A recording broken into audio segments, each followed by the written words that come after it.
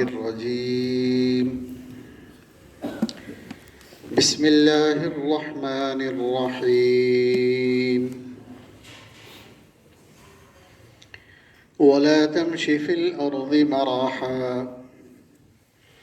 إنك لن تخرق الأرض ولن تبلغ الجبال طولا كل ذلك كان سيئه عند ربك مكروها ذلك مما أوحى إليك ربك من الحكمة ولا تجعل مع الله إلها آخر فتلقى في جهنم ملوما مدحورا أفأصفاكم ربكم بالبنين واتخذ من الملائكة إناثا إنكم لتقولون قولا عظيما ولقد صرفنا في هذا القرآن ليذكروا وما يزيدهم إلا نفورا قل لو كان معه آلهة كما يقولون إذا لابتغوا إلى ذي العرش سبيلا سبحانه وتعالى عما يقولون علوا كبيرا تسبح له السماوات السبع والأرض ومن فيهن وإن من شيء إلا يسبح بحمده ولكن لا تفقهون تسبيحهم إنه كان حليما غفورا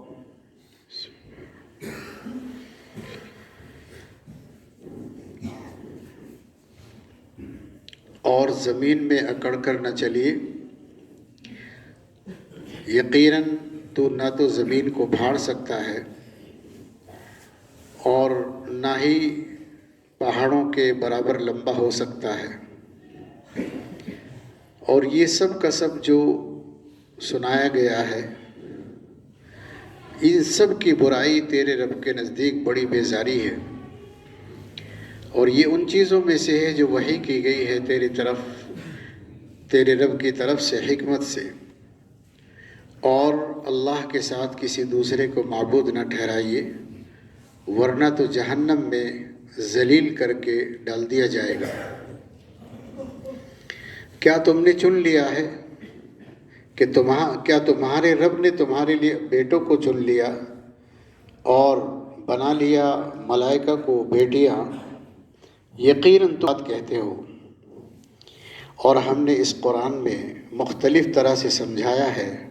تاکہ وہ نصیحت حاصل کریں، لیکن ان کی تو نفرت بڑھتی ہی جاتی ہے۔ آپ کہہ دیجئے اگر اس کے ساتھ کوئی اور بھی معبود ہوتا جیسا کہ وہ کہتے ہیں،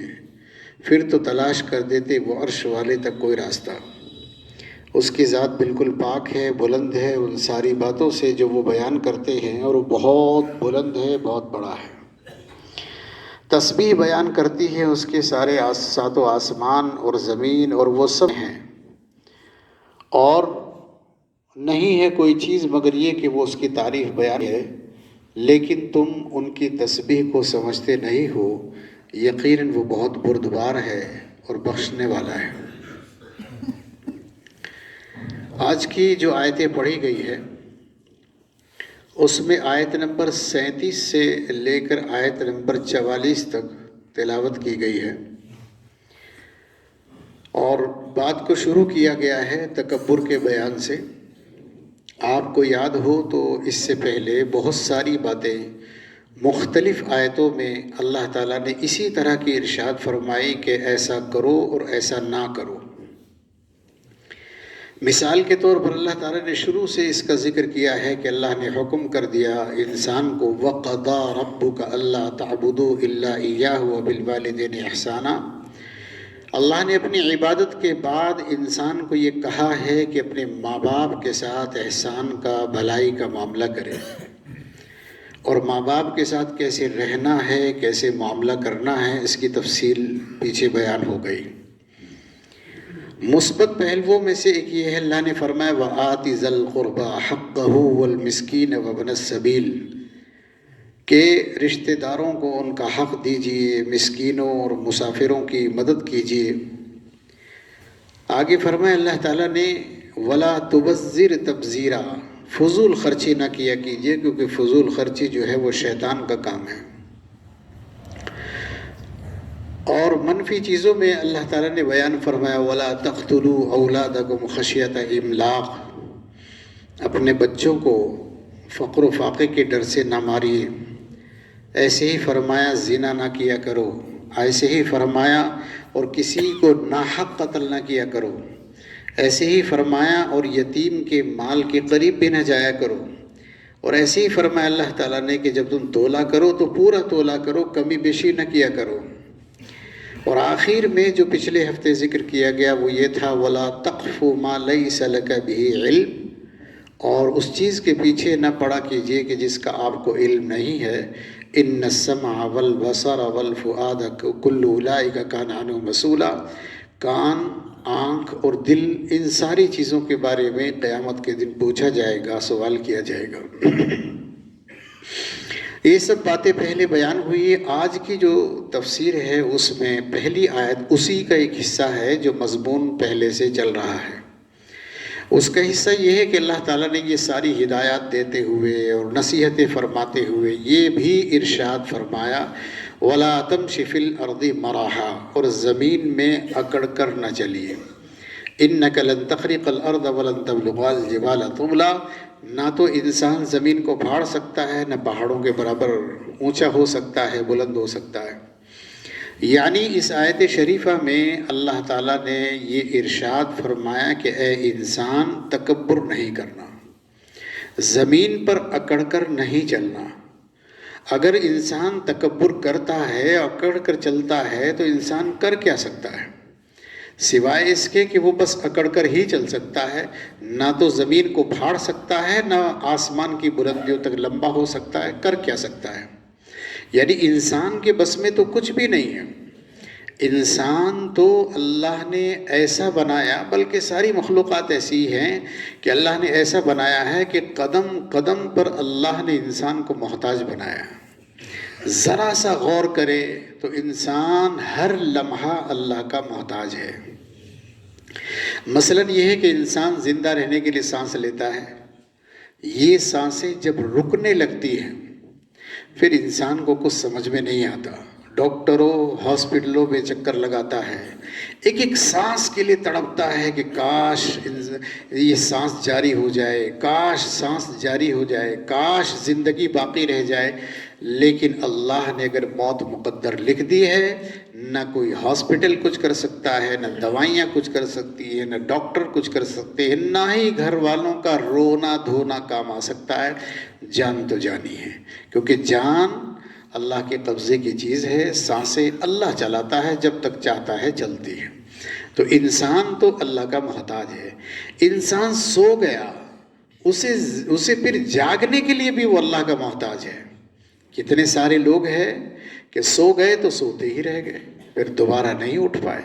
اللہ تعالیٰ جب سلا دیتا ہے تو انسان کی روح کو قبض کر لیتا ہے، اسے زندہ رکھنا ہے تو واپس بھیج دیتا ہے۔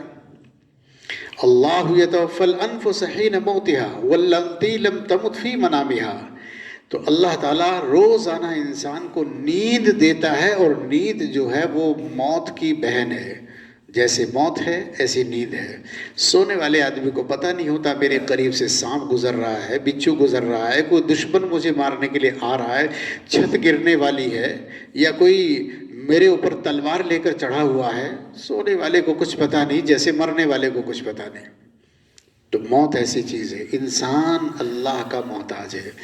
انسان کاروبار کرنے میں اللہ کا محتاج ہے، بچوں کو پیدا کرنے میں اللہ کا محتاج ہے، تعلقات بنانے میں اللہ کا محتاج ہے، یہاں تک کہ اپنی زندگی کا ہر فیصلہ کرنے میں بندہ اللہ کا محتاج ہے، تو کاہے کو تکبر کر سکتا ہے؟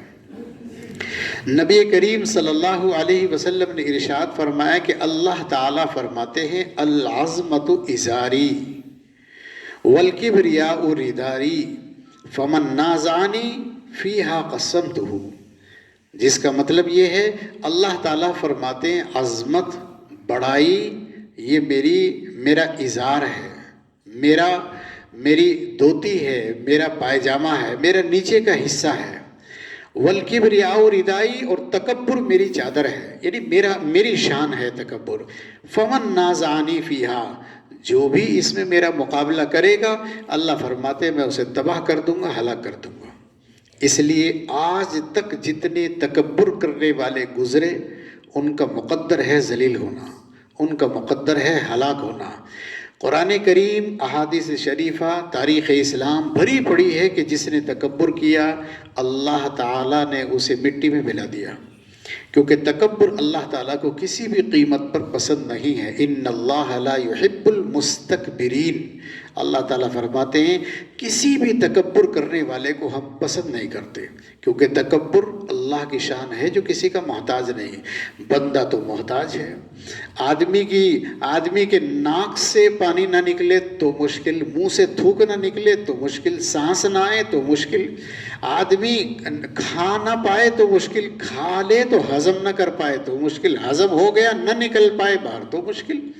کیا کر سکتا ہے آدمی؟ کھا کر باہر نکالنے میں بھی اللہ کا محتاج ہے۔ کتنی ہی مرتبہ پیشاب کا بند پڑ جاتا ہے، لیٹرنگ کا بند پڑ جاتا ہے، آدمی کے پاس کوئی راستہ نہیں ہوتا آپریشن کے سوا، تو آدمی تو اللہ کا محتاج ہے، تو تکبر کیسے کر سکتا ہے؟ آدمی ذرا سا سستی آ جائے تو منہ ایسے کھولتا ہے جیسے گدھا منہ کھول لیتا ہے، اور اسے جمائیاں آنے لگتی ہیں، سستی کی وجہ سے نیند آنے لگتی ہے، تھک جاتا ہے، نیچے گر جاتا ہے زمین پر، پسینہ آ جائے تو پورے بدن سے بدبو آنے لگتی ہے۔ تو آدمی میں ہے کیا، کون سی بھلائی ہے جس کی وجہ سے وہ تکبر کرے؟ اللہ تعالیٰ فرماتے ہیں ان اللہ لا يحب المستکبرین، اور یہاں ارشاد فرمایا کہ زمین پر اکڑ کر نہیں چلنا، نہ تو زمین کو پھاڑ سکتا ہے نہ پہاڑوں کے برابر بلند ہو سکتا ہے۔ تواضع اختیار کرنا، عاجزی انکساری اختیار کرنا، یہ ہے بندے کی شان اور بندے کی بندگی، تکبر نہیں ہے، بلکہ تواضع اختیار کرنے والوں کے ساتھ اللہ کا وعدہ ہے من تواضع للہ رفعہ اللہ، جس نے اللہ کے لیے تواضع اختیار کیا اللہ تعالیٰ نے اسے اٹھا دیا، اللہ تعالیٰ نے اسے بلند کر دیا، اور جس نے تکبر اختیار کیا اللہ تعالیٰ نے اسے ذلیل کر دیا۔ حضرت سلیمان علیہ السلام کے بارے میں لکھا ہے کہ اللہ تعالیٰ نے انہیں بڑی صفات عطا فرمائی تھی،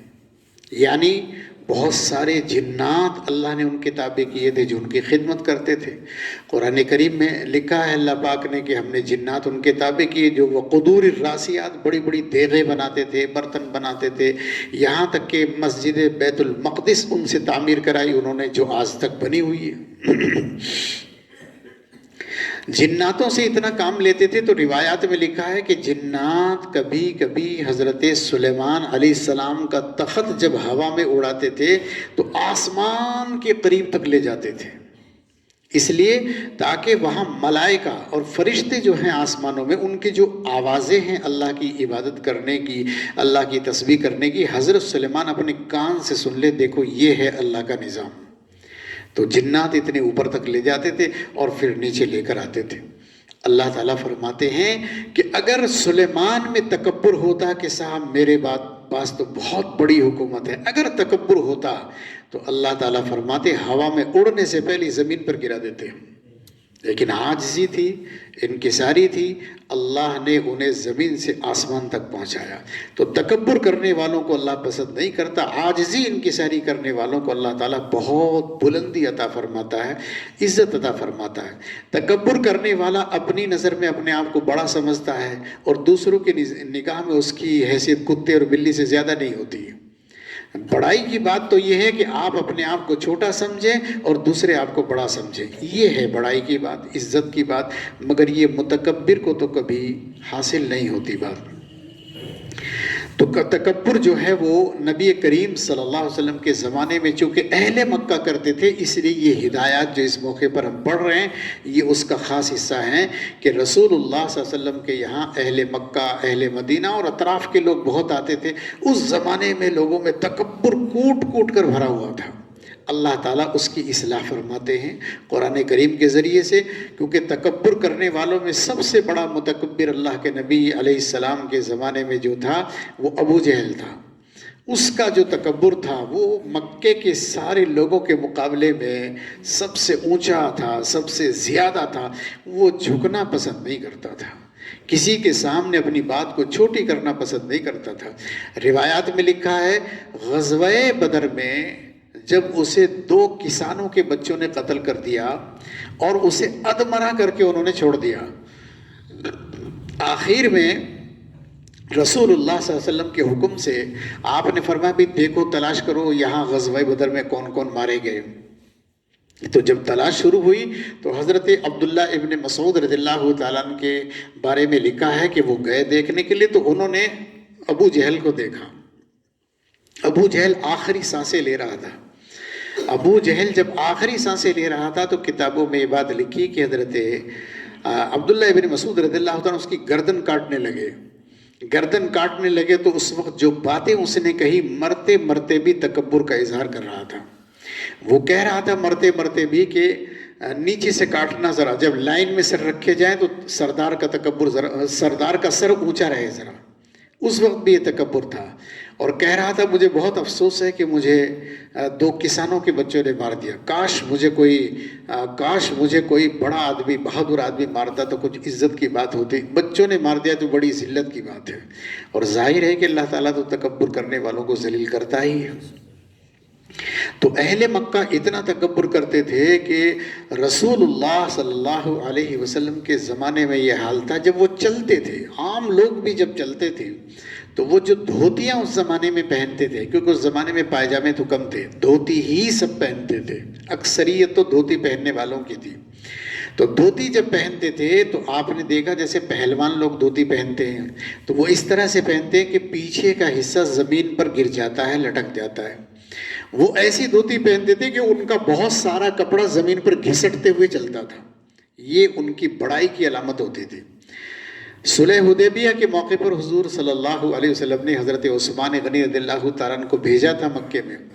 کہ میں تو یہاں مکے سے باہر ٹھہرا ہوا ہوں 1400 صحابہ کرام کے ساتھ، تم ذرا جا کر مکے کے بڑے بڑے لوگوں سے بات کرو، انہیں سمجھاؤ کہ ہمارا ارادہ لڑنے کا نہیں ہے اور ہم تو عمرہ کرنے کے لیے آئے ہیں، عمرہ کریں گے چپ چاپ چلے جائیں گے۔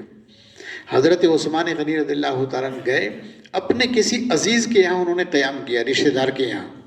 صبح اٹھ کر جب وہ جانے لگے بڑے بڑے لوگوں سے بات کرنے کے لیے تو حضرت عثمان غنی رضی اللہ تعالیٰ